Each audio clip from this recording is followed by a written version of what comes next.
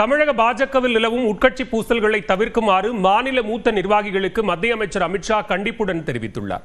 தமிழ்நாட்டில் சட்டப்பேரவை தேர்தல் நெருங்கும் சூழலில் டெல்லியில் மத்திய அமைச்சரும் பாஜக மூத்த தலைவருமான அமித்ஷா தமிழக பாஜக தலைவர்களுடன் ஆலோசனை மேற்கொண்டார். மாநில தலைவர் நயினார் நாகேந்திரன், தமிழிசை சவுந்தரராஜன், பொன் ராதாகிருஷ்ணன், எச் ராஜா, வானதி ஸ்ரீனிவாசன் உள்ளிட்டோர் இந்த கூட்டத்தில் பங்கேற்றனர்.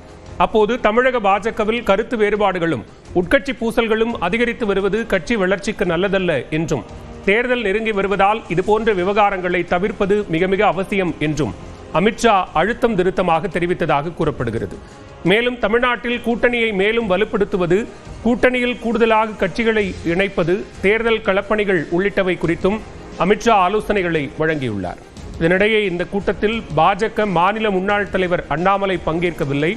அதிகமான திருமண நிகழ்ச்சிகளில் பங்கேற்க ஒப்புக்கொண்டதால் டெல்லி செல்லவில்லை என அண்ணாமலை தரப்பில் விளக்கம் அளிக்கப்பட்டுள்ளது.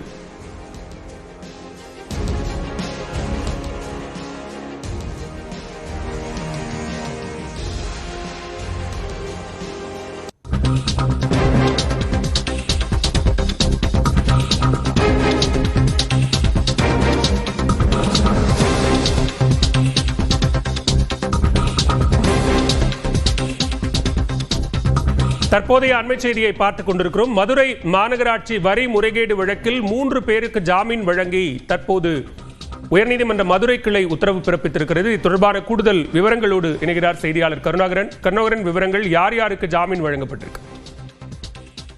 பாலவேல், அதாவது மதுரை மாநகராட்சியில் சொத்து வரி குறைத்து மதிப்பிட்டதில் 200 கோடி அளவில் முறைகேடு நடந்துள்ளது. இது தொடர்பாக மதுரை மாநகராட்சி மேயரின் கணவர் பொன் வசந்த் உள்ளிட்ட 17 பேர் கைது செய்யப்பட்டு சிறையில் இருந்தனர். இந்த சூழலில் இது தொடர்பாக கைது செய்யப்பட்டவர்கள் மதுரை மாவட்ட நீதிமன்றத்தில் தாக்கல் செய்த ஜாமீன் மனுக்கள் தள்ளுபடி செய்யப்பட்டது. இதைத் தொடர்ந்து இன்று மதுரை உயர்நீதிமன்ற மதுரை கிளையில் தனசேகர், கார்த்திக், பாலமுருகன் உள்ளிட்ட 8 பேர் தனித்தனியாக தங்களுக்கு ஜாமீன் வழங்க கோரி உயர்நீதிமன்ற மதுரை கிளை மனு தாக்கல் செய்தனர். இந்த மனு நீதிபதி ஸ்ரீமதி முன்பு விசாரணைக்கு வந்தது. அப்பொழுது அரசு தரப்பில் கடும் எதிர்ப்பு தெரிவிக்கப்பட்டது. காரணம், தற்பொழுதுதான் கணினிகள் மற்றும் ஆவணங்கள், தொழில்நுட்ப கருவிகள் கைப்பற்றப்பட்டு ஆய்வுக்கு உட்படுத்தப்படுகிறது. எனவே தற்போது ஜாமீன் வழங்கக்கூடாது என எதிர்ப்பு தெரிவித்தனர். இதைத் தொடர்ந்து நீதிபதிகள் பிறப்பித்த உத்தரவில் அதாவது 3 பேருக்கு, தனசேகர், கார்த்திக், பாலமுருகன் ஆகிய 3 பேருக்கு ஜாமீன் வழங்கி உத்தரவிட்டனர் நிபந்தனையுடன். மற்றவர்களுக்கு ஜாமீன் வழங்குவது குறித்து விரிவான விவாதத்திற்காக வருகிற திங்கட்கிழமைக்கு ஒத்திவைத்து உத்தரவிட்டனர். பாலவேல், விவரங்களுக்கு நன்றி கருணாகரன்.